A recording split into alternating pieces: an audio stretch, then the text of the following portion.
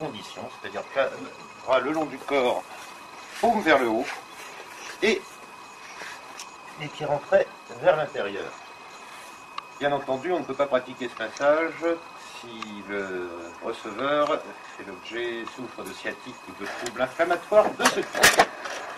Le principe est simple, on se place un pied pratiquement sous les selles du receveur, un genou à terre, et on commence par prendre contact avec lui en harmonisant sa respiration avec la tienne. Sans appuyer, bien sûr.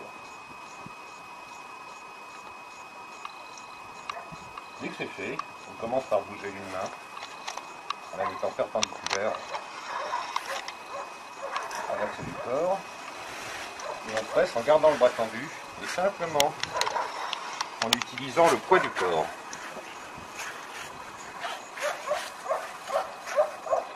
On descend ainsi le long de la colonne vertébrale.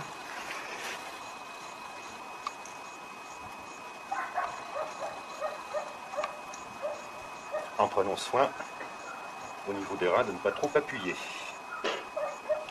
On passe ensuite à l'autre côté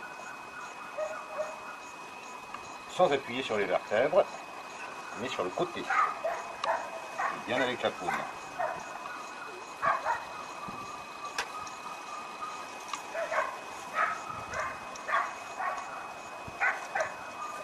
Ensuite on va presser les points qui se trouvent sur le méridien de la vessie de chaque côté de la colonne vertébrale. Pour ce faire, on appuie avec le pouce, avec la pulpe du pouce, pas avec l'ongle, toujours suivant le même principe, bras tendu et en agissant avec le poids du corps. Dans ce cas-là, on sent bien les tensions, par exemple ici.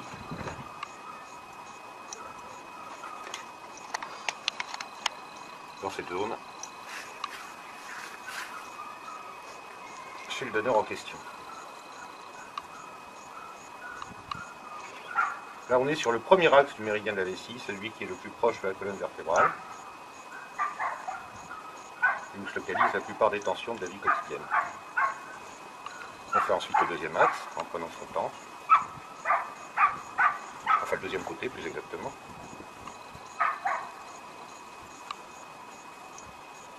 Sur le méridien de la vessie se trouvent également des points choux qui correspondent dans le dos avec les différents méridiens, organes que connaît la médecine chinoise. Il y a une petite tension aussi.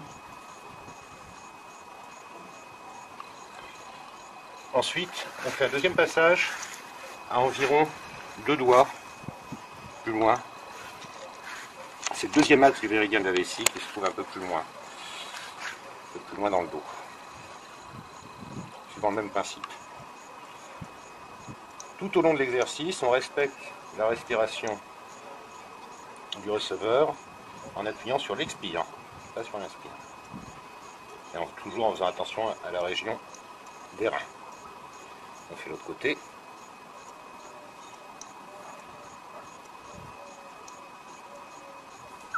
On sent d'autres tensions.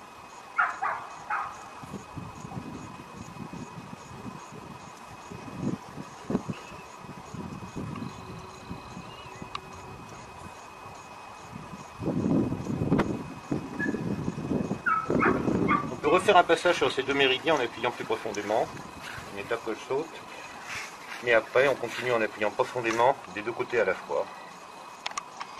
C'est assez agréable pour le receveur. De temps en temps il y a un petit grattement quand les tensions partent.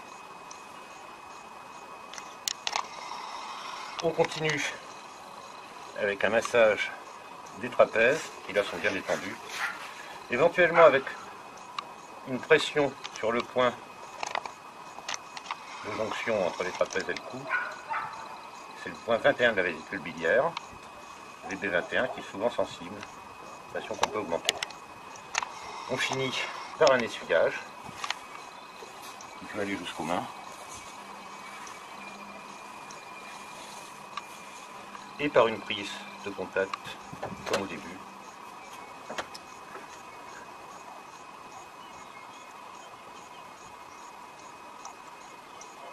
Et on enlève doucement les mains.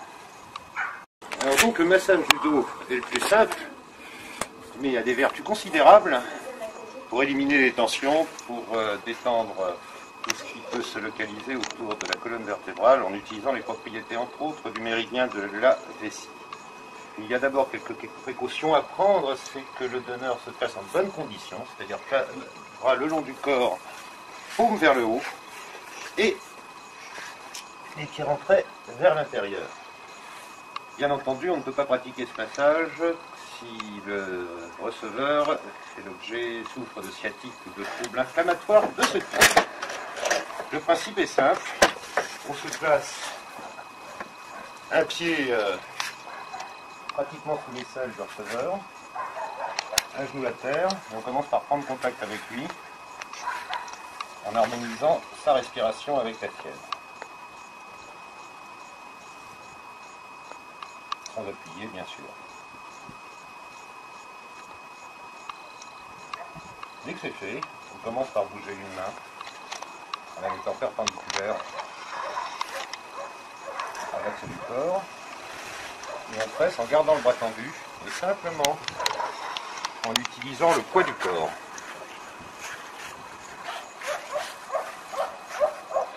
On descend ainsi le long de la colonne vertébrale.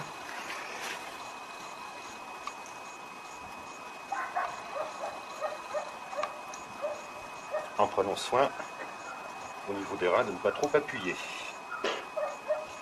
On passe ensuite à l'autre côté,